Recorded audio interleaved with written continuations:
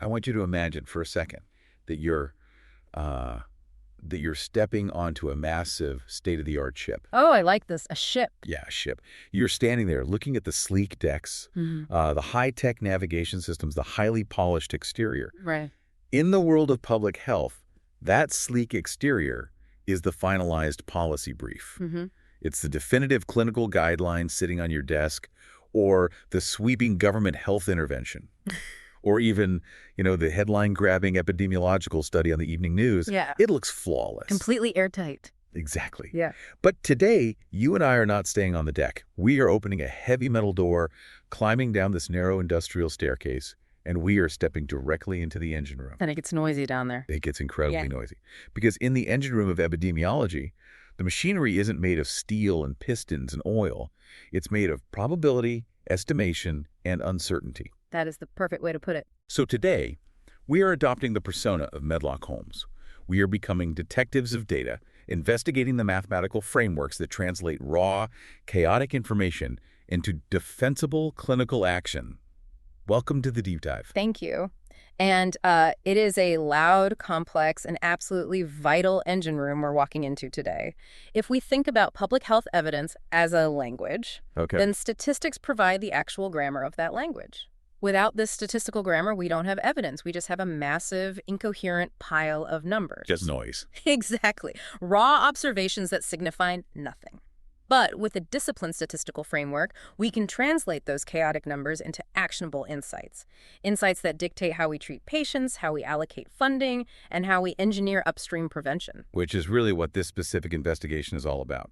We're mapping out the mathematics beneath the medicine. We are. And our mission today is highly specific. It's tailored for those of you who already understand the basic vocabulary of research, but, well, you really want to master the syntax. Right. We're not starting from zero here. No, not at all. This isn't about memorizing complex formulas or reviewing the rote arithmetic of how to calculate a median by hand. I mean, computers do that for us now anyway. Thank goodness.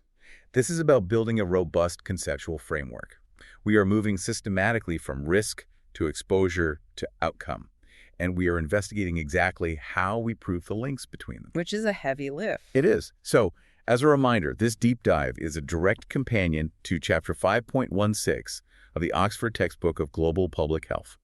Listeners, you should absolutely be reading that chapter alongside this discussion. It's essentially our blueprint for the engine room. Exactly. We are going to explore how public health moves from descriptive statistics to inferential methods, how we draw massive population-level conclusions from just a tiny fraction of observed data. And I think the operative word there is inference. Our focus today is disciplined interpretation. Right. We need to dissect why a statistically significant result isn't always clinically important. And conversely, why a non-significant result is absolutely not the same thing as a null finding. That's a huge distinction. It's massive. Every time you read a paper or look at a survival curve, you are looking at a model of reality. You are not looking at reality itself. Right, it's a map, not the territory. Precisely. Medlock Holmes doesn't just look at the clues, right? He questions the integrity of the crime scene itself. We have to question the assumptions of our models, the biases in our sampling, and the hidden confounders lurking in the data. Okay, let's start right there. At the crime scene, the raw materials of our engine room. We have to confront the fundamental paradox of all epidemiological research. The sampling paradox. Exactly. As public health professionals, our target is always the whole population. We want to know the true cardiovascular risk profile of every single adult over 50 in the country. Or the exact vaccine efficacy for every child in a specific demographic. Right. But we live in a reality constrained by time, funding, and logistics. We can almost never measure the entire population. We are forced to rely on a sample. And the price we pay for that practical shortcut is uncertainty. This is the precise moment statistical inference begins. Because we don't have all the pieces. Right. Because we are only ever looking at a sample, we can never make an absolute, definitive statement about the entire population. We are entirely in the business of estimation. Okay, so how do we make a good estimate? Well, to make a defensible estimate, a true Medlock Holmes estimate, we have to meticulously define our playing field. The textbook emphasizes the critical distinction between the target population and the sampled population. And those are rarely the exact same group of people. Almost never. Let's unpack this. Yeah. The target population is the grand ambition. It's, say, all adult diabetics in the United Kingdom. That's the dream. But the sample population is the reality of who you actually have access to. So perhaps it's just the diabetic patients registered at 5 specific academic teaching hospitals in London. Exactly. And if the patients at those specific London teaching hospitals are fundamentally different from the patients not on those lists. Which they probably are. Oh, absolutely. Maybe they have more complex comorbidities or higher socioeconomic status or better access to novel therapeutics. If that's the case, then our sample does not represent the target population equitably. We've poisoned the well before we even started drawing water. Yes. We have introduced selection bias before we have even run a single statistical test. The most elegant mathematics in the world cannot salvage a fundamentally biased sample. Which brings us to the concept of fairness in sampling. When you read a methodology section in a paper, the term random sample is thrown around like a protective shield. It really is. Researchers use it to ward off criticism. But in the strict grammar of statistics, random has a highly specific meaning. It absolutely does not mean just grabbing whoever is convenient or haphazardly picking people off the street. That is a foundational distinction. Haphazard is not random. In statistics, a random process is one governed by the strict, inflexible mathematical rules of probability. A simple random sample means every single individual in your defined population has a known, non-zero, and mathematically calculable probability of being selected. So no one is naturally excluded. Exactly. If you use non-probability sampling, like a convenience sample of whoever happens to walk into a clinic on a Tuesday, or an internet poll, you have absolutely no mathematical foundation to quantify your bias. You're flying blind. Totally blind. And inference is impossible. But let's look at this through the lens of a massive national public health initiative. If I'm tasked with surveying the nutritional status of an entire geographically diverse nation, I can't simply put 50 million names into a giant database and randomly select 10,000. Logistically, it's a nightmare. It would bankrupt the study. Yeah. The sheer logistics of sending phlebotomists and dietitians to randomly scattered addresses from the northernmost rural islands to the densest urban centers, it's just not feasible. No, it's not. So how do we maintain the mathematical integrity of probability sampling when a simple random sample is logistically impossible? We turn to complex, structured sampling strategies. The Oxford textbook highlights several vital ones that you are going to encounter constantly in large-scale epidemiology. First up is stratified sampling. Okay, let's break that down. Imagine your target nation has a mix of highly dense urban centers and sparsely populated rural indigenous communities. If you simply pull a random sample of the whole country, what happens? The sheer volume of urban dwellers will just drown out the rural voices. Exactly. You might end up with zero data on the indigenous population purely by chance. So you force the issue. You divide the population into meaningful strata first. Yes. You divide the sampling frame into strata urban and rural, or perhaps by socioeconomic quintiles. Then you execute a random sample within each stratum separately. Oh, I see. This guarantees equitable representation of crucial subgroups. It ensures you have enough statistical power to analyze the minority groups. And counterintuitively, it actually increases the overall precision of your national estimate because you are controlling for the massive variability between those different regions. It's an engineered fairness. I love that. But what about the logistical nightmare of travel we mentioned? Stratifying doesn't solve the fact that those rural participants might be hundreds of miles apart. True. That's where cluster sampling or two-stage sampling comes into play. How does that work? In cluster sampling, you change your primary sampling unit. Instead of randomly selecting individuals, you randomly select geographic clusters, say specific postal codes or census districts. Okay, so you might randomly select 50 postal codes across the whole country. Exactly. Then, in the second stage, you randomly sample households only within those 50 selected postal codes. The logistical efficiency of that is massive. Your field teams only have to travel to 50 locations instead of 10,000 separate addresses. It saves millions of dollars. But Medlock Holmes knows there is always a catch. There has to be a statistical price to pay for that logistical convenience. There is. And the price is called the design effect, or DAF. DAF. Let's unpack the design effect. Here is the conceptual problem. People living in the same postal code or the same cluster tend to be more similar to each other than to people randomly selected across the entire country. Right, they might share similar socioeconomic status or environmental exposures or access to the exact same healthcare facilities. Exactly. Because of this intra-cluster correlation, your sample is artificially homogeneous. You're gathering less unique information per person than if you had driven across the country to interview totally disconnected individuals. You lose statistical efficiency. Your effective sample size is actually mathematically smaller than your raw number of participants. So when you bring this data back to the engine room and run your analysis, you can't just use a standard t-test. No, absolutely not. You have to mathematically adjust for this design effect.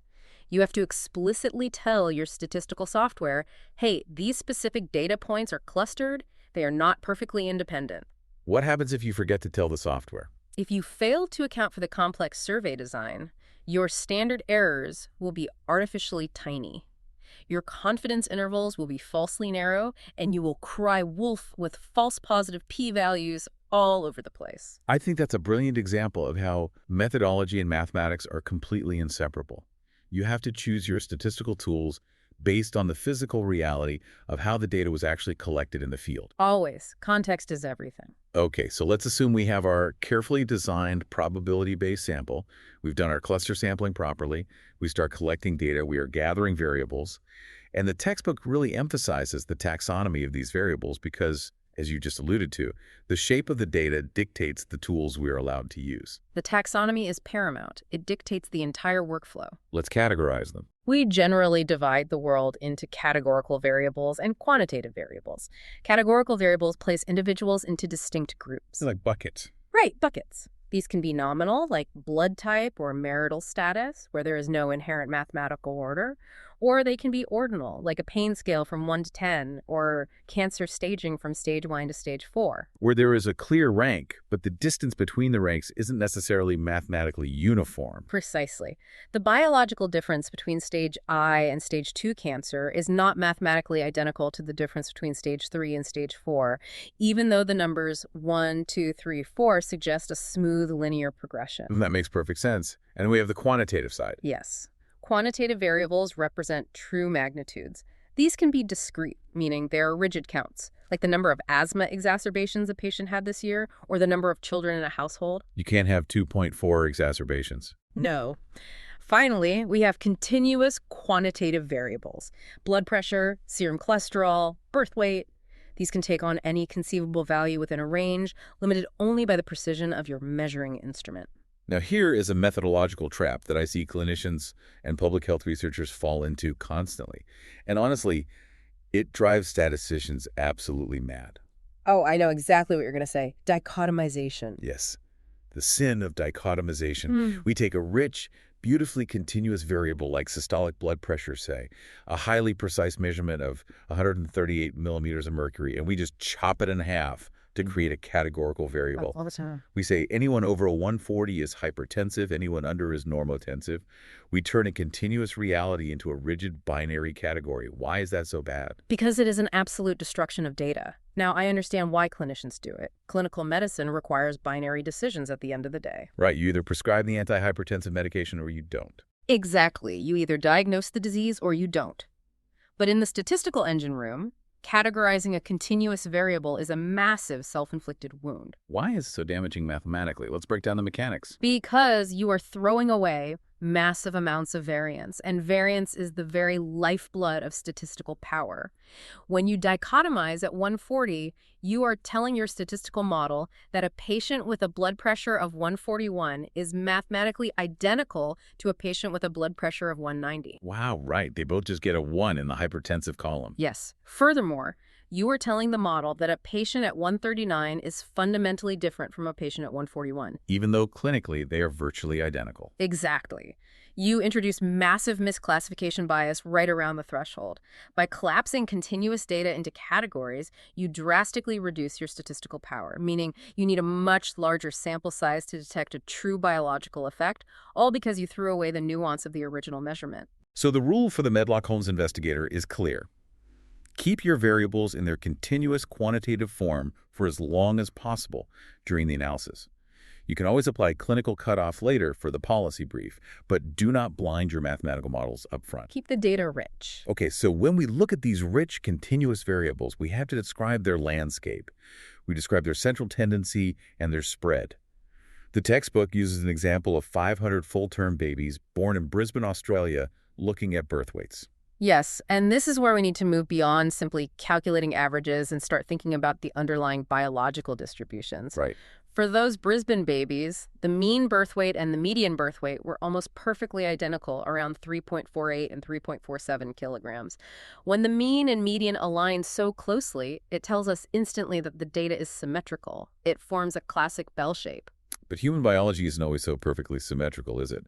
We often deal with skewed data, and that drastically changes our interpretation of where the center actually is. Absolutely. Think about variables like length of hospital stay, or serum triglyceride levels, or the textbook's example of triceps skin fold thickness in children. Okay, let's visualize that. Most children will cluster around a relatively low biological baseline, but you will have a subpopulation of children with significantly higher measurements, perhaps due to obesity. You will not, however, have children with sub-zero measurements. Biology creates a hard floor on the left, but basically an infinite ceiling on the right. Exactly. This creates a long tail stretching out to the right side of your distribution curve. We call this a positively skewed or right-skewed distribution. And this skewness wreaks absolute havoc on the mean. Because the mean calculates the mathematical center of gravity. Right, so it gets dragged heavily to the right by those extreme high outliers. It becomes artificially inflated. If you use the mean to describe the typical length of a hospital stay, a few patients who stayed in the ICU for 6 months will make it look like the average patient stays for weeks. When in reality, most patients go home in 3 days. Exactly. In those cases, the mean is mathematically accurate but conceptually dishonest. It doesn't represent the typical patient experience. Which is why, in heavily skewed distributions, the median is the far superior metric. The median simply lines everyone up and picks the person exactly in the middle. It's incredibly robust against outliers. A patient staying 6 months doesn't pull the median any more than a patient staying 6 days. As public health professionals, knowing when to use the median instead of the mean can completely change how you allocate resources or judge a typical clinical outcome. It's fundamental. But the center is only the anchor. We also need to understand the spread, the variability. The mean tells us where the anchor is dropped, but the standard deviation, the SD, tells us how far the boat is drifting from the anchor. I like that. The boat and the anchor. I want to dwell on the standard deviation for a moment because understanding its conceptual architecture is vital for literally everything that follows in this textbook. It is the foundational metric of variability. If we want to know how spread out our data is, the logical first step is to see how far each individual data point deviates from the mean. Simple subtraction. Right. But if we just sum those raw deviations, the positive deviations, the values above the mean, and the negative deviations, the values below the mean, will perfectly cancel each other out. Giving us a sum of exactly 0, it would falsely appear that there's 0 variability in the universe. To bypass that mathematical dead end, we square all the individual deviations. A negative multiplied by negative becomes a positive. We then calculate the average of all those squared deviations. And this gives us a metric known as the variance. Yes, variance is incredibly important in advanced modeling. It's what we analyze in EMBIVA, but it has a massive practical problem. Its units are squared. Right. If we are measuring birth weight in kilograms, the variance is in squared kilograms, which is clinically meaningless. I don't know what a squared kilogram of baby looks like. Nobody does. So we take the square root of the variance to bring it back into our original clinical units, and that gives us the standard deviation. It's essentially the standardized average distance that your data points sit from the mean. Exactly. And once we have the mean and the standard deviation, we unlock the most powerful predictive tool in all of statistics. The normal distribution. The bell curve. It is the idealized smoothing model of the universe. Why do mathematicians love it so much? Because many biological variables, height, blood pressure, birth weight, naturally follow a normal distribution. They're the result of countless small, independent genetic and environmental factors adding together. And the true beauty of the normal distribution is its perfect predictability. If you know the mean and the standard deviation, you know the exact shape of the entire curve. Yes. The empirical rule of the normal curve is like a cheat code for epidemiology. It dictates that approximately 68% of all your observations will fall within one standard deviation on either side of the mean. And roughly 95% of the data will fall within 1.96 standard deviation. So going back to our Brisbane babies. If we know the mean birth weight is 3.49 kilos and the standard deviation is 0.45 kilos, we don't need to look at the raw data of the other 498 babies to know where they sit. We just do the math. We simply multiply the standard deviation by 1.96, which gives us about 0.88 kilos. We subtract that from the mean, and we add it to the mean. Instantly, we have a 95% reference range. We know that 95% of full-term babies in this specific population will weigh between 2.61 kilograms and 4.37 kilograms. Any baby outside that range is in the extreme 5% of the biological spectrum. It's a beautifully clean mathematical model. But Medlock Holmes knows the real world is almost never perfectly normal. Raw data is messy, it's skewed, it's bimodal, it's totally chaotic. It is. If all our advanced inferential tools rely on the predictable math of the normal curve, but human data is inherently messy, how does the whole system not just collapse? The system doesn't collapse because of what might be the most profound and magical mathematical discovery in the history of science: the central limit theorem. Pierre-Simon Laplace's masterpiece from 1810. Yes. This theorem is the philosophical and mathematical bridge between the sample and the population. It is the literal engine that drives all statistical inference. I really want to emphasize this because the central limit theorem can sound incredibly abstract when you first read it, but its implications are intensely practical. How does Laplace save us from messy data? Here's the core concept. Let's say your underlying population data is wildly skewed. Maybe you are looking at healthcare costs, which are notoriously right-skewed. The population distribution looks nothing like a normal bell curve. Okay, highly skewed. But if you draw a sufficiently large random sample from that population, say a sample of 200 people, and you calculate the mean cost for that specific sample, and then you draw another random sample of 200 and calculate that mean, and you do this thousands of times. Just repeatedly sampling. Yes. If you plot the distribution of all those sample means, that new distribution will form a perfect, beautiful, symmetrical normal curve. Just to make sure we are crystal clear on this, the raw data of the individual patients is heavily skewed, but the distribution of the averages of the samples is perfectly normal. Exactly. The sampling distribution of the mean is normal, regardless of the shape of the underlying population, provided your sample size is large enough. Usually an n greater than 30 is considered sufficient for the theorem to kick in, right? Right. And this system impact is astronomical. It means we do not have to know the exact shape of the population data to make inferences about the population mean. Because the sampling distribution is normal, we can use all the predictable properties of the normal curve for Ender, the 95% rule, the 1.96 multiplier, to predict how much our sample mean is likely to vary from the true population mean. That is incredible. And this introduces a crucial distinction that we need to clarify: the difference between standard deviation and standard error. I see these two terms conflated in medical literature constantly, and it completely alters the interpretation of a study. Let's draw a hard, bright line between them. This is a vital differentiation. Standard deviation, the SD, describes the individuals. It measures the biological variability or the spread of the actual subjects in your physical sample. It's the spread of the raw data. Exactly. Standard error, the SE, describes the precision of your estimate. It measures the variability of the sample means in that theoretical sampling distribution we just talked about. Okay, let's test this. If I increase my sample size from 100 patients to 10,000 patients, what happens to those two distinct metrics? The standard deviation will likely stay roughly the exact same. The biological variability of human blood pressure doesn't shrink just because you measured more people. The spread of the individuals remains biologically wide. Book a standard error. However, your standard error will shrink dramatically. Because you have 10,000 data points, your estimate of the mean is incredibly precise. The theoretical sample means would be tightly clustered together. So as your sample size, your n, increases, the standard error shrinks. More data equals more precision in your estimate. This is exactly why researchers love massive data sets. But it brings us to a conceptual problem with how we actually report these estimates to the public. If I run a massive trial and tell you, based on my sample, the true population mean for cholesterol reduction is exactly 1.2 millimoles per liter. You're providing a single point estimate. Right. And mathematically speaking, that exact point estimate is almost certainly wrong. It's an illusion of absolute precision. We are trying to catch a fish with a single spear. We need a net. And that net is the confidence interval. Because we know about the central limit theorem and we know our standard error, we can move beyond the fragility of point estimates. We know that 95% of our theoretical sample estimates will fall within 1.96 standard errors of the true, unmoving population parameter. So we can reverse engineer that logic to build our net. We can. Let's walk through the exact construction of that net using the textbook's example. They analyzed a community-based sample of 511 children in the Bohol province of the Philippines to determine what proportion were delivered by trained traditional birth attendants, or TBAs. Okay, the Bohol data. The data showed that 224 of those 511 babies were delivered by TBAs. That gives us a point estimate of 43.8%.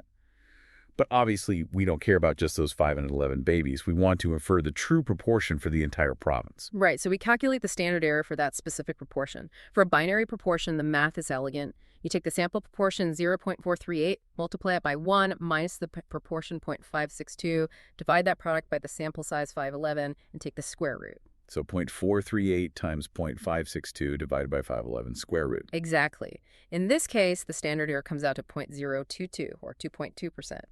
Now, we build the 95% confidence interval. We take our point estimate of 43.8%, and we add and subtract 1.96 times our standard error of 2.2%. Let me do the mental math. 1.96 times 2.2 is roughly 4.3%. So we cast our net 4.3% in both directions from our point estimate. That gives us a confidence interval spanning from 39.5% to 48.1%. We published that in our paper. But Medlock Holmes has to interrogate how we actually interpret that interval, because there is a massive epistemological misconception about what a confidence interval actually is. Oh, it is perhaps the most common fundamental error in all of statistical literacy. Clinicians constantly look at that interval and say, there is a 95% probability that the true population proportion lies between 39.5 and 48.1%. Which sounds completely reasonable. It does, but in the strict grammar of frequentist statistics, that statement is unequivocally false. Why is it false? It intuitively feels so right. It is false because the true population proportion is not a random variable. It is a fixed, immutable reality. Think of it as a rock sitting at the bottom of the ocean. It doesn't shift around, therefore it either is inside your specific interval or it is not. The probability is either 100% or 0%. Exactly. The 95% probability doesn't apply to the rock. It applies exclusively to your net casting procedure. The procedure is probabilistic, not the parameter itself. Precisely. What a 95% confidence interval truly means is that if we were to repeat this exact sampling procedure 100 different times, drawing 100 different random samples from the province, and calculating 100 different confidence intervals, we would expect 95 of those specific intervals to successfully capture the true fixed population parameter. We don't know if our specific net, the 39.5 to 48.1, is one of the 95 winners or one of the 5 losers. Right. But we have 95% confidence in the methodology that generated it. I love that visualization. The rock doesn't move, but 95 out of 100 times, our method will throw the net over the rock. It's a profound shift in thinking. And honestly, the confidence interval is so much more informative than a simple p-value. It really is, because it combines the location of the estimate, the variability of the underlying population, and the precision afforded by the sample size, all into one single transparent metric. Right. If the interval is massively wide, say 10% to 80%, it immediately tells you the study was drastically underpowered, regardless of whatever the point estimate says. Exactly. And this leads us organically into the next chamber of our engine room: hypothesis testing. We've cast our net, we found a potential effect, but now we have to defend our findings against the ultimate devil's advocate of the scientific method. The null hypothesis. Yeah. The bleak assumption that everything you just found is completely meaningless. The null hypothesis is the anchor of scientific skepticism. It is the formal assumption that any difference you observe between groups or any correlation you find between variables is purely an illusion generated entirely by chance and sampling variability. It assumes the universe is boring, the new drug has absolutely no effect, and the exposures are completely harmless. So our job as investigators isn't to prove our theory is right. Our job is to gather clinical data that is so overwhelmingly weird, so statistically improbable to occur by pure chance, that we literally force the scientific community to reject the null hypothesis. We are trying to prove the devil's advocate wrong beyond the reasonable threshold of doubt. But because we are relying on probability in samples, we can make errors in this adversarial process. We categorize these errors into type 1 and type 2. Having a clear conceptual framework here is non-negotiable for interpreting clinical trials. Let's define them. Type 1 error. A type 1 error is a false positive. It is the sin of crying wolf. You look at your clinical trial data, you observe a difference, you proudly reject the null hypothesis, and you declare to the world that the new drug works. But in unseen reality, the drug is completely useless, and the difference you saw was just a bizarre fluke of sampling variability. We usually set our tolerance for making a type 1 error at 5%. That is the famous alpha level, the genesis of the p-value threshold of 0.05. We are essentially agreeing, as a scientific community, that we are willing to accept a 1 in 20 chance of crying wolf and publishing a false positive. And conversely, a type 2 error is a false negative. It is missing the bear that is standing right in front of you. Missing the bear. You run your trial, you look at the data, the p-value is 0.15, so you fail to reject the null hypothesis. You conclude the drug doesn't work. But in reality, the drug does work. You just missed the effect, usually because your sample size was simply too small. Your net wasn't tightly woven enough to catch the signal through the noise. Exactly. The probability of making a type 2 error is called beta, and its inverse 1 minus beta is the statistical power of your study. This brings up a massive issue in modern medical research, the tension between statistical significance and clinical relevance. Let's say you are running a mega trial on a new statin. You have an absolutely massive sample size, 200,000 patients. Okay, huge trial. Because your N is so astronomically large, your standard error becomes microscopically small. Your confidence interval is razor thin. With a sample size that massive, the math will detect even the most infinitesimally small biological differences. You could find that the new statin lowers systolic blood pressure by 0.1 millimeters of mercury compared to the placebo. And because your precision is so high, your p-value will be 0.00001. The statistical software will scream that this result is highly, unequivocally, statistically significant. You have absolutely demolished the null hypothesis. But clinically, if I'm a cardiologist, I don't care about a 0.1 millimeter difference in blood pressure. It is physiologically meaningless. It will not prevent a single heart attack. It will not change the patient's mortality risk. Precisely. A massive sample size can force a tiny, clinically meaningless difference to look statistically profound. This is why Medlock Holmes doesn't just blindly look at the p-value. A p-value only tells you how likely the result is to be a fluke. It tells you absolutely nothing about the magnitude or the importance of the effect.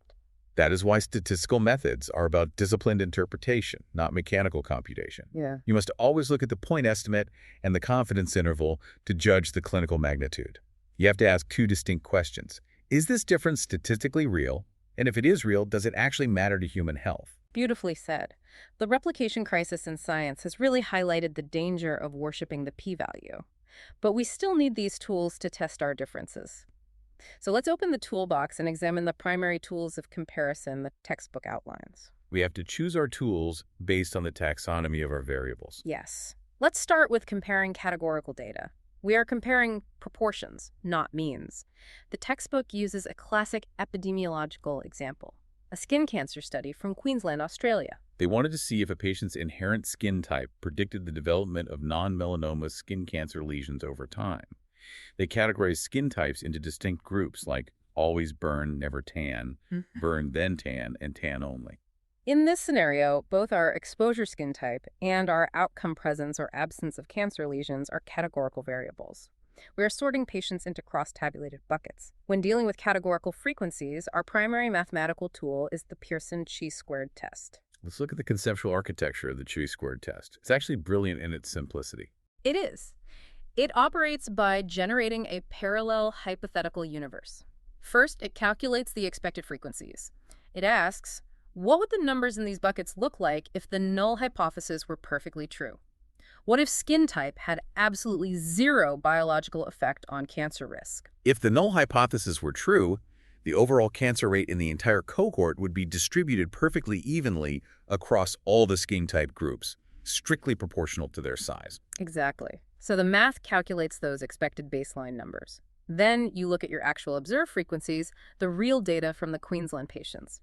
The chi-squared statistic is essentially a measure of distance. It measures how far your observed reality deviated from the null hypothesis expectation. Yes. For every single bucket, you subtract the expected number from the observed number, square that difference to remove negative signs, divide by the expected number to standardize it, and then sum all those values together across all the buckets. So the further your observed reality drifts away from the boring, uniform expectation of the null hypothesis, the larger your chi-squared number becomes. Right. In the Queensland study, they observed significantly more cancer in the always burn group than expected, and significantly less cancer in the tan-only group than expected. The sheer distance between observed and expected generated a large chi-squared statistic, yielding a p-value of 0.0003. Which means if we translate that back into probability, there is only a 3 in 10,000 chance that we would observe a distribution of cancer. This skewed across skin types if skin type truly had no underlying biological relationship to the disease. Because that probability is astronomically low, well below our 0.05 threshold, we confidently reject the null hypothesis. The association is statistically significant. But Medlock Holmes knows every tool has limitations. You can't just throw a chi-square test at any cross-tabulated data. There is a fundamental assumption that will break the tool if violated. The most critical warning for the Pearson chi-squared test is that it fundamentally assumes all observations are entirely independent. One data point cannot influence another. Meaning you can't measure the same person twice? Absolutely not. You cannot use it if you are categorizing a patient's pain level before an intervention, and then categorizing that exact same patient's pain level after the intervention.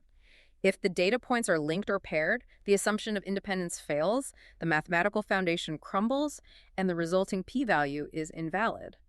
For paired categorical data, you have to use different tools, like McNemar's test. Okay, that handles our categorical buckets. But what if we are comparing quantitative data? What if we want to compare the actual continuous means across different groups? Let's revert to the Brisbane birth weight data. The researchers hypothesized that a mother's marital status might be a proxy for socioeconomic or stress factors that impact the birth weight of her baby. Right. They looked at continuous quantitative data, the baby's weight in kilograms across several nominal categories: married, never married, living together, and other. The raw data showed that never married mothers had babies averaging 3.64 kilograms, while living together mothers averaged 3.38 kilograms. To test if that 0.26 kilogram difference is real or just sampling noise, we deploy different tools. If we were only comparing two groups, for instance, if we only looked at married versus never married, we would use a classic two-sample tie-test. The tie-test mathematically compares the difference between the two means against the standard error of that exact difference. But in this study, we have 4 distinct marital categories. We do. And a really common novice mistake here is to just run a barrage of t-tests. Compare married to never married, then married to living together, then never married to other. Just run 6 different t-tests to cover all combinations. Why is that statistical malpractice? It is malpractice because of the compounding risk of type 1 errors. If you set your alpha at 0.05, you have a 5% chance of crying wolf on a single test. But if you run 6 simultaneous independent tests on the exact same data, those 5% probabilities compound. Suddenly, your overall chance of a false positive inflates to nearly 30%. You are almost guaranteed to find a significant difference purely by chance. So we need a global test. We need a tool that looks at the entire landscape at once. And that global tool is analysis of variance, or ANOVA. Yes. Despite the name, ANOVA is used to compare means. It calculates an F statistic. Conceptually, ANOVA is a ratio.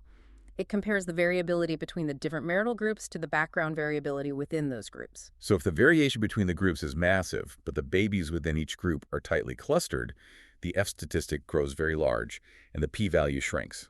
In the Brisbane analysis, the global ANOVA yielded a p-value of 0.0029.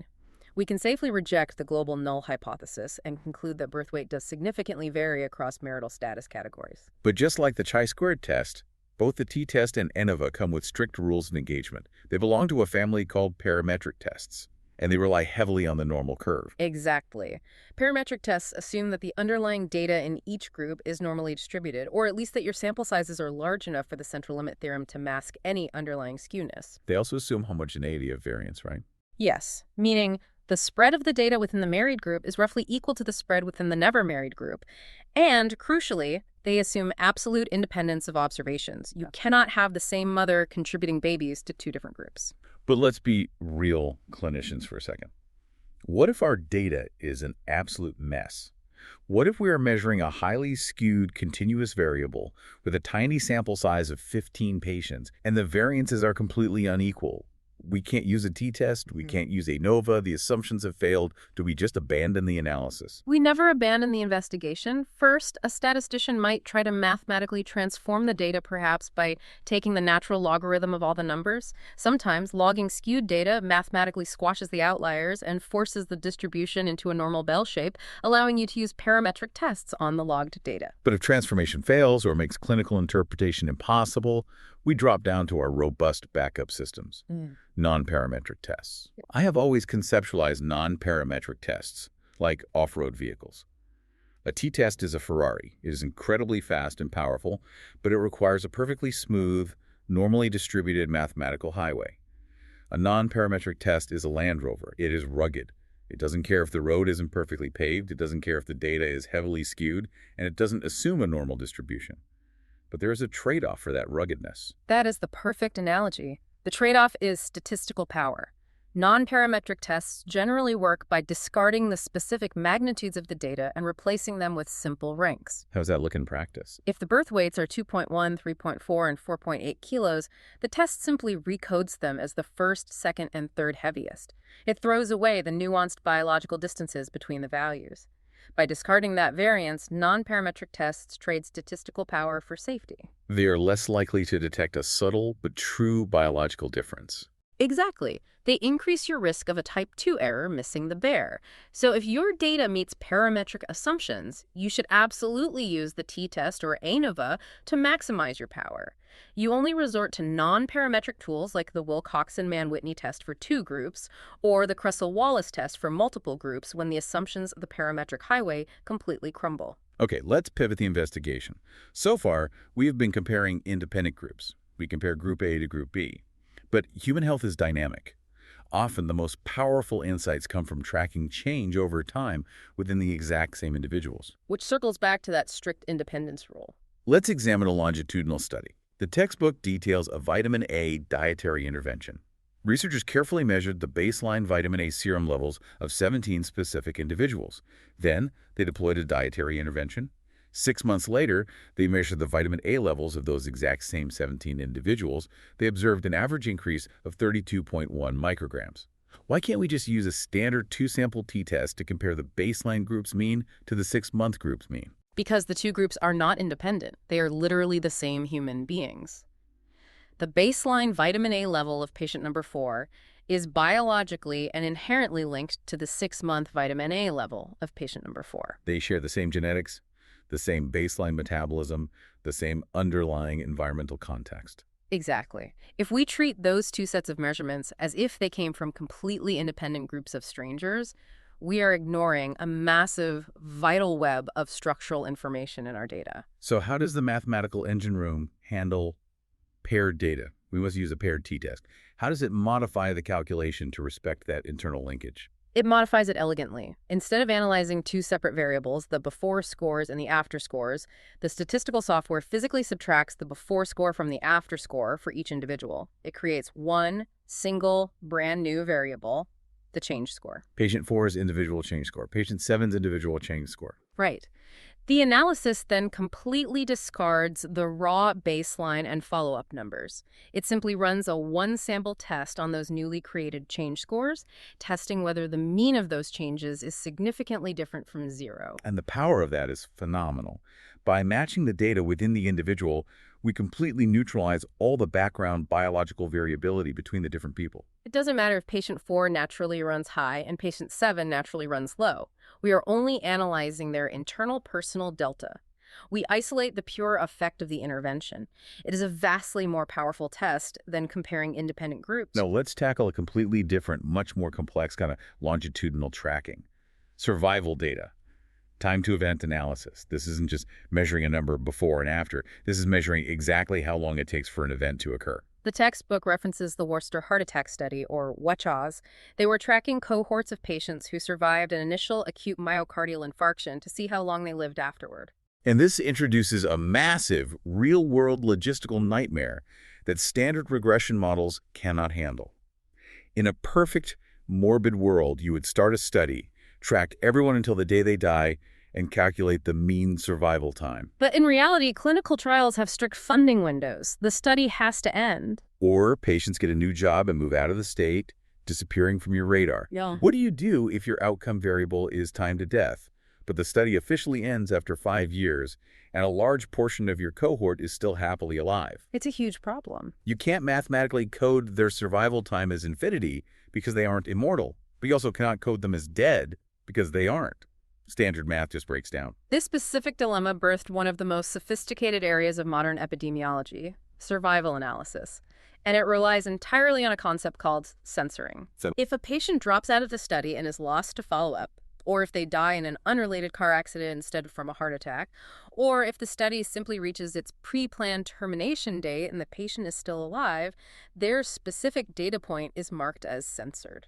We know partial information. We know they survived at least up until the moment they were censored, but their ultimate biological outcome remains a mystery. Exactly. And to graph this complex, fragmented time data, we utilize Kaplan-Meier curves. Instead of calculating one overall mean survival time, the Kaplan-Meier method micromanages the timeline. It divides the entire follow-up period into tiny, precise intervals. Usually triggering a new interval every single time an event, like a death, occurs in the cohort. Yes. For every specific interval, it calculates the conditional probability of surviving that exact moment, given that the patient had survived everything right up to that moment. So it recalculates the denominator of the risk pool in real time. If a patient drops out at year 2, they contribute valuable at-risk survival data to the curve for those first 2 years, but then they are seamlessly removed from the denominator for year 3 without skewing the ongoing risk calculation for everyone else. It creates that classic step-down staircase survival curve we see in all the oncology papers. It is brilliant. But Medlock Holmes knows there is a massive, silent assumption hidden in the Kaplan-Meier math. It is the bedrock of survival analysis, the assumption of independent censoring. We must theoretically guarantee that the people who get censored, the dropouts, have the exact same underlying biological risk of dying as the people who remain in the study. The reason they disappeared must be entirely unrelated to the disease we are studying. If that assumption is violated, the entire analysis is a catastrophic failure. Let's construct a clinical scenario where dependent censoring destroys a study. Imagine an oncology trial testing a highly toxic novel chemotherapy agent against a placebo. We are measuring survival. But the new chemo drug causes severe, debilitating nausea and fatigue. What happens? The frailest, sickest patients in the treatment arm, the ones whose tumors are most advanced and who are closest to dying, simply cannot tolerate the side effects. They officially withdraw from the trial at month 3. They are marked as censored and removed from the denominator. Who is left in the treatment arm? Only the strongest, healthiest patients who can tolerate the poison. And meanwhile, in the placebo arm, everyone stays in because there are no side effects. The sick placebo patients stay in the denominator until they die, dragging the placebo survival curve down. Exactly. Because the censoring in the treatment arm was inherently linked to the severity of the disease and the toxicity of the drug, it was dependent censoring. If the researchers blindly run a Kaplan-Meier analysis, the survival curve for the toxic chemotherapy will look artificially phenomenal because all the dying patients were conveniently scrubbed from the risk pool as censored dropouts. The drug looks like a miracle, when in reality it was just torturing the sickest patients into quitting. Medlock Holmes must investigate why patients are censored before trusting a survival curve. That is a staggering example of why public health requires a disciplined interpretive framework, not just mathematical execution. The context of the data is everything.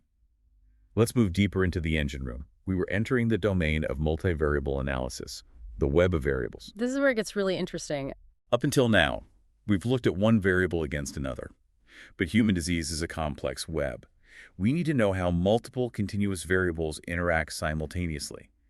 The textbook provides a classic scatter plot. Maternal pre-pregnancy weight mapped on the x-axis against the baby's birth weight on the y-axis. When you plot those hundreds of data points, you don't see a perfect line, but you see a clear, undeniable trend. As maternal weight increases, birth weight tends to increase. The dots slope upward. We can mathematically quantify the tightness of that relationship using the Pearson correlation coefficient, known as R. In the textbook's data, R equals positive 0.50. That indicates a moderate positive association. But we need to establish a very hard boundary here. People, even experienced researchers, often use the terms correlation and regression interchangeably. They are not the same thing. What are the fundamental differences in their grammar? The difference is profound. Correlation is entirely passive. It is a symmetrical observation. It simply notes that as variable A moves, variable B tends to move. It measures the strength and direction of the linear relationship. It does not imply causality. It does not assign a dependent versus independent role. And most importantly, it makes no predictions. Regression, on the other hand. Regression is an active, directional mathematical engine. It takes a stand. It attempts to predict the specific value of an outcome variable based on the value of a predictor variable. It mathematically forces a line of best fit right through the center of that scattered data cloud. And that line is defined by the classic linear equation we all learned in algebra. Y equals alpha plus beta x. Yes. In this model, Y is our dependent outcome, the baby's birth weight. X is our independent predictor, the mother's pre-pregnancy weight. Alpha is the intercept, the theoretical baseline where the line crosses the y-axis. But beta is the crown jewel of the model. Beta is the regression coefficient. It is the literal mathematical slope of the line. For this specific Brisbane data, the calculated beta coefficient is 45.5. Which means, translating the math back into clinical reality, our model explicitly predicts that for every 1 single kilogram increase in a mother's pre-pregnancy weight, her baby's birth weight will independently increase by 45.5 grams.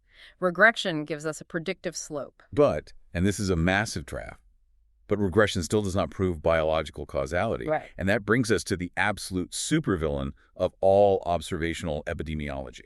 Confounding. This is where Medlock Holmes truly earns his reputation. Confounding is the silent assassin of statistical truth. It generates false associations and hides true ones. I love setting up a statistical mystery, and the textbook provides a brilliant one regarding birth weight. Let's say an investigator runs a simple, unadjusted linear regression predicting a baby's birth weight based solely on the number of previous pregnancies the mother has had or parity. Okay, parity predicting birth weight. The software crunches the numbers and spits out a massive, highly statistically significant beta coefficient. It declares that for every single previous pregnancy a mother has had, the birth weight of her current baby increases by a staggering 29.5 grams. A naive researcher might look at that p-value, declare victory, and publish a paper stating that previous pregnancies directly, biologically cause subsequent babies to be substantially heavier. But Medlock Holmes looks at the web of variables and says, wait. The plot thickens significantly when we pull back and look at the broader epidemiological context. We have to identify potential suspects. What if we know from outside biological research that women who have had numerous previous pregnancies naturally tend to be older, and more importantly, they tend to have higher baseline pre-pregnancy weights than first-time mothers? We have already proven just a moment ago that higher maternal weight strongly predicts higher birth weight. Exactly. So we face a causal dilemma. Is the physiological act of the previous pregnancy directly causing the new baby to be bigger? Or is it simply that women with high parity weigh more, and it is their weight, not their parity, that is driving the heavier birth weight? Parity and maternal weight are tangled together. How do we mathematically untangle them to solve the mystery? We build a multivariable linear regression model. This is the master control room of modern epidemiology. Instead of looking at variables in isolation, we put both variables, maternal weight and the number of previous pregnancies, into the exact same regression equation simultaneously. Y equals alpha plus beta 1 x1 plus beta 2 x2. The mathematics of the multivariable model adjusts for the covariance. It calculates the partial derivatives. Conceptually, the model says, if we freeze maternal weight, if we only compare women who weigh exactly the same amount, what is the isolated independent effect of having an extra previous pregnancy? And the result of that multivariable adjustment is staggering. It is a complete paradigm shift. When we run the adjusted multivariable model, the beta coefficient for previous pregnancies plummets from 29.5 grams down to just 16.9 grams. And crucially, its p-value shoots up past the 0.05 threshold, meaning it is no longer statistically significant. The massive effect we saw in the simple model was an illusion. It was a shadow cast by maternal weight. Exactly. Maternal weight was a classic textbook confounder.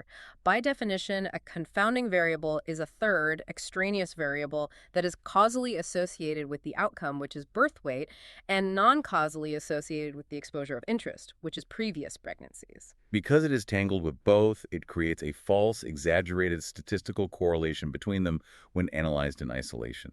Multivariable regression allows us to mathematically adjust for confounding, stripping away the illusion to reveal the true, isolated biological effects. It is mathematical magic. And it's why, when you read a paper, you must always look for the adjusted models, not just the crude or unadjusted associations. If they didn't adjust for known confounders, the paper is functionally useless. Now, let's push into the final, most advanced chamber of our engine room. Up until now, we have been deploying normal theory linear regression.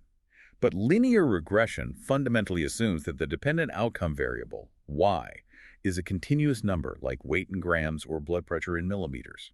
But in clinical medicine and public health, our most vital outcomes are rarely continuous. They are binary events. You are either dead or alive. You either developed the disease or you did not. Precisely. If we want to model binary outcomes, the standard linear regression equation just collapses. Imagine trying to predict if a patient develops diabetes coded as a 1 for yes, 0 for no, using a straight linear line based on their BMI. As BMI increases, the linear line will eventually predict a probability of 1.4 or a 140% chance of getting diabetes. And for very low BMIs, it will predict a negative 0.2 or a negative 20% chance. Probabilities must be strictly bounded between 0 and 1. A straight line stretching to infinity cannot model a bounded probability. So to solve this geometric impossibility, statisticians developed logistic regression. We have to warp the math. The textbook uses a cohort study of adolescent girls. The researchers wanted to predict a binary outcome. Is the 14-year-old girl overweight? Yes or no? How does logistic regression alter the equation to keep the predictions inside the boundaries of reality? It uses a mathematical bridge called a link function specifically, the logit transformation. Instead of trying to predict the raw probability of the girl being overweight, the model transforms the probability into odds, and then it takes the natural logarithm of those odds. The log odds. The log odds can stretch from negative infinity to positive infinity, perfectly matching the capabilities of a linear equation. So the model calculates a linear regression on the log odds. But log odds are entirely incomprehensible to a human clinician. I can't tell a patient her log odds of disease are 2.4. So when the computer finishes calculating, we have to unravel the math. We exponentiate the beta coefficients to bring them back into reality. And when we do that, we generate one of the most ubiquitous metrics in all of medical literature, the odds ratio, or OR. Exactly. Let's look at the textbook's data. They looked at whether the mother was overweight prior to pregnancy. When they ran the logistic model, the exponentiated beta, the odds ratio for the daughter being overweight at age 14 was 3.9. Meaning the odds of the 14-year-old daughter being overweight were almost 4 times higher if her mother was overweight prior to pregnancy, compared to a daughter whose mother was normal weight. Correct. And the true power of logistic regression is that, just like linear regression, it allows for multivariable adjustment to control confounding. The researchers hypothesized that maybe the mother's weight was just a proxy for the baby's birth weight, and it was actually the heavy birth weight causing the teen obesity. So they built a multivariable logistic model, adjusting that 3.9 odds ratio for the daughter's own birth weight. Did the effect disappear like the previous pregnancy example? No. Adjusting for birth weight barely moved the needle. The odds ratio stayed highly significant, around 3.5. This is a profound investigative finding. It proves mathematically that maternal pre-pregnancy weight and the baby's actual birth weight operate on 2 independent, separate causal pathways toward adolescent obesity. The multivariable logistic model disentangled the biology. Fascinating. Now, what if our outcome is neither a continuous number nor a simple yes-no binary? What if our outcome is a count of events over a prolonged period of time? Suppose we want to measure the incidence rate of a disease. The textbook introduces a cohort study tracking the number of new squamous cell carcinoma, or SCC, skin cancers developing in patients over a decade. A patient might have 0 cancers, or 1, or 5. For count data, or rate data representing discrete events happening over time, we deploy Poisson regression. The Poisson model uses a different link function, a log transformation rather than a logit transformation. But its most vital feature is how it handles the denominator of time. It introduces a component called an offset variable. Why do we need an offset? Why can't we just use a logistic model to see who got cancer and who didn't? Because in a decade-long cohort study, the follow-up time is wildly inconsistent. Patient A might be observed meticulously for all 10 years and develop 2 skin cancers. Patient B might move out of the state after just 2 years and develop 0 cancers. You cannot fairly compare their raw count of tumors. You have to explicitly account for the time they were at risk. The offset variable inputs the exact person time at risk into the model for every single individual. It forces the model to calculate rates, not just raw odds. Because of this, instead of odds ratios, the exponentiated coefficients in a Poisson regression produce rate ratios, or RRs. Let's investigate the SEC cohort data. In the crude, unadjusted model, a patient having a history of previous skin cancer gave a rate ratio of 5.08. That suggests a massive five-fold increase in the rate of developing new SECs. But Medlock Holmes strikes again.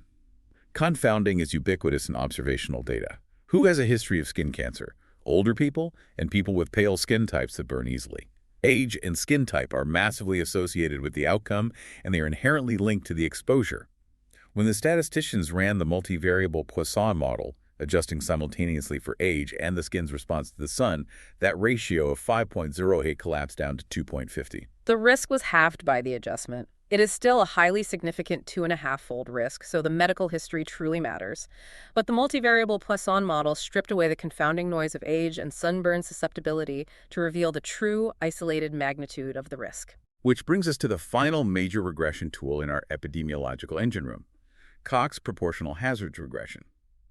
We're looping back to survival analysis and time-to-event data like the Worcester heart attack study we discussed with the Kaplan-Meier curves. Kaplan-Meier is great for graphing a simple comparison, but it cannot easily handle multivariable adjustment for continuous confounders like age or blood pressure. If we want to run a multivariable model on complex survival data, we use the Cox model. And Cox models produce hazard ratios, or HRs.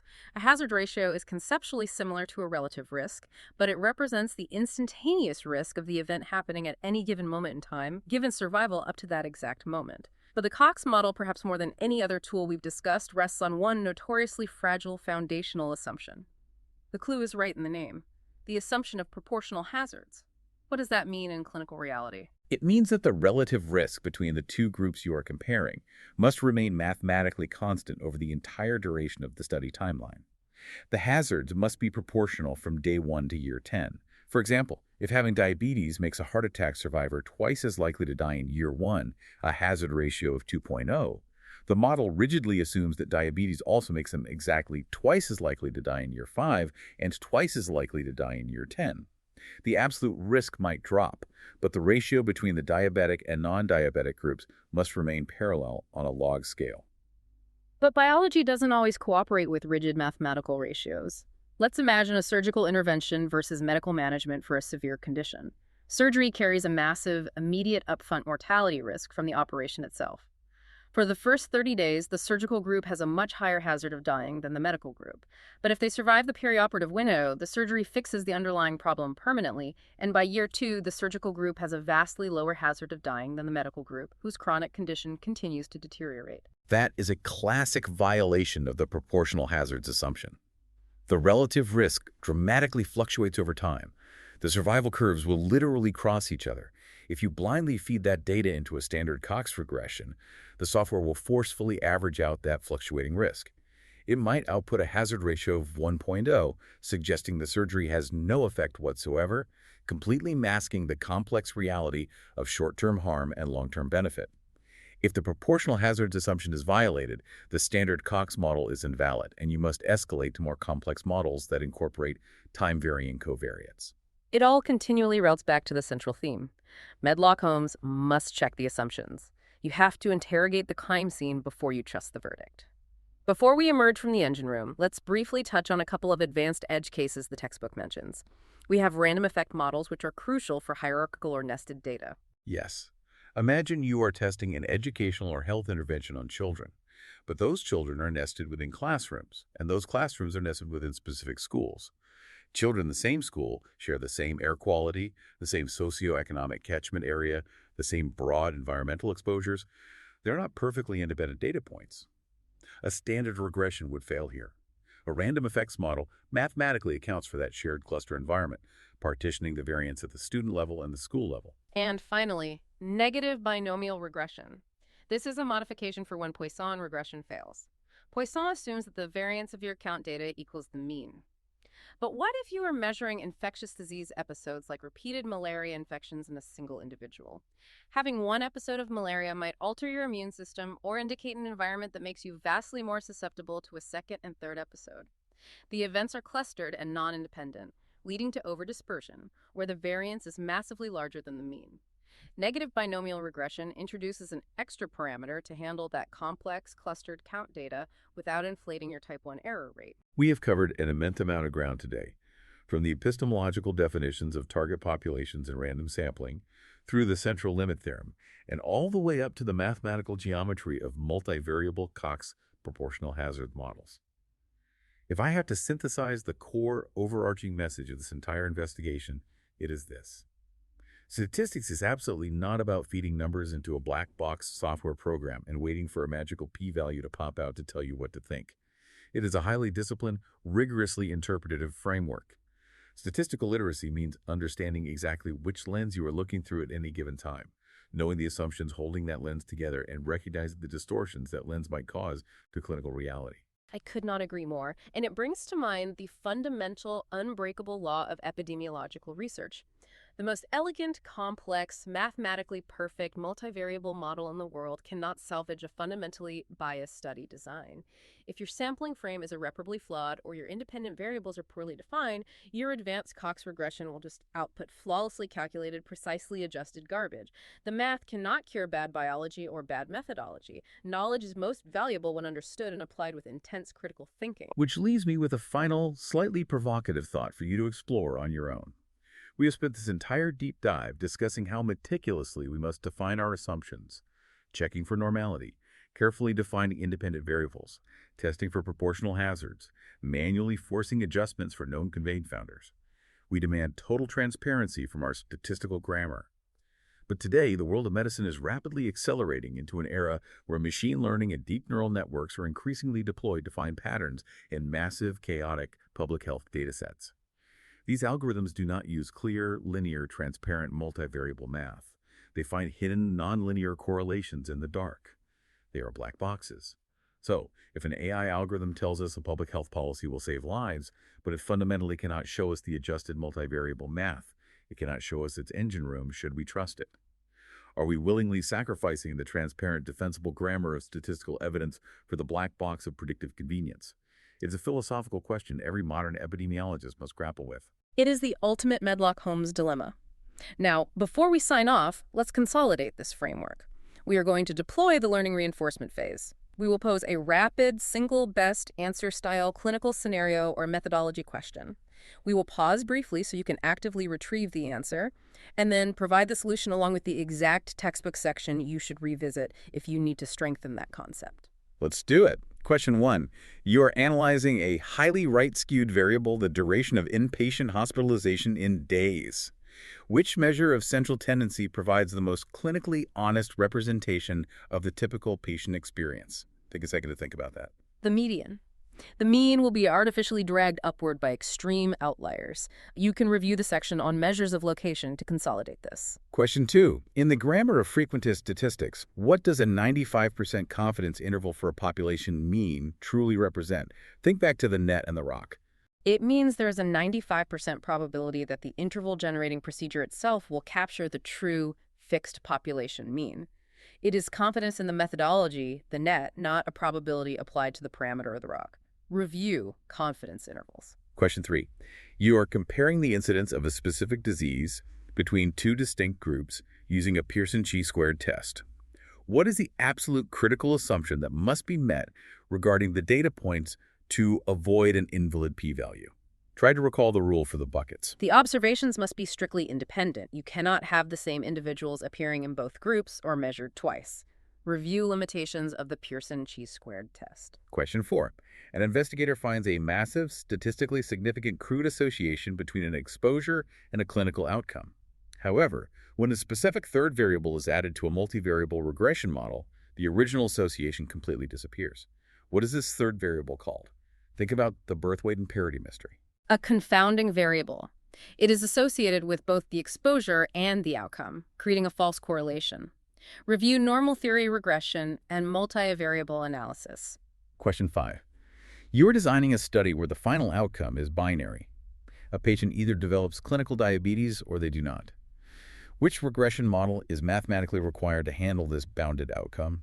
And what specific effect measure does it produce? Logistic regression, which utilizes a logit transformation and produces odds ratios. Review logistic regression. Question 6. In a 5-year survival analysis trial, a patient withdraws consent and drops out of the study at year 2. What specific statistical term describes this patient's data point, and what massive assumption must be met for the analysis to remain valid? The patient is a censored observation. The critical assumption is independent, censoring their reason for dropping out must be unrelated to their underlying risk of the event. Review survival data. Question 7.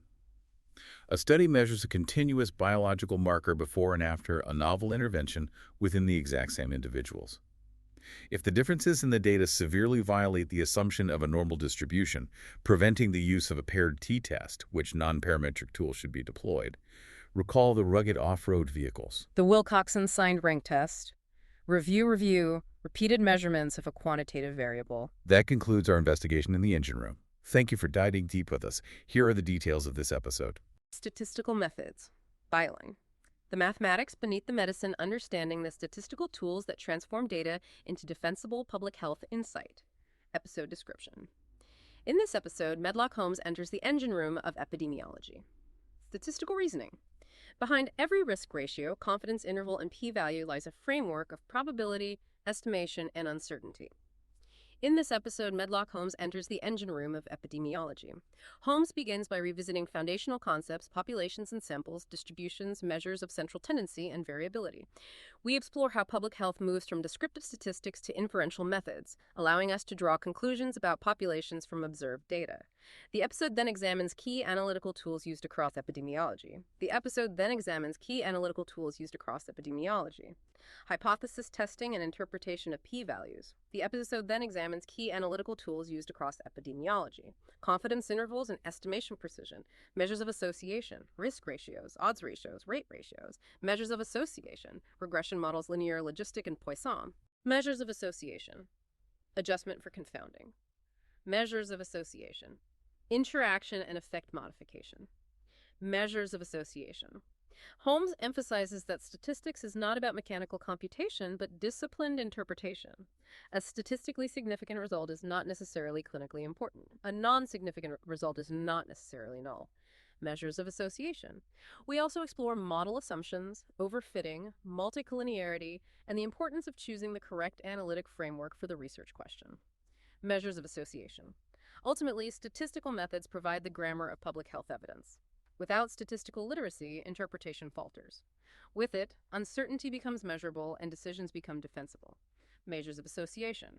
Measures of association. Key takeaways. Measures of association. Statistics allows inference from samples to populations. Measures of association. Confidence intervals provide more insight than p-values alone. Measures of association. Measures of association must match study design. Measures of association. The regression modeling enables adjustment for confounding. Measures of association. Model assumptions must be checked to avoid misleading conclusions. Measures of association. Statistical significance and practical significance are distinct. Measures of association. Sound interpretation requires conceptual clarity, not just calculation. Measures of association.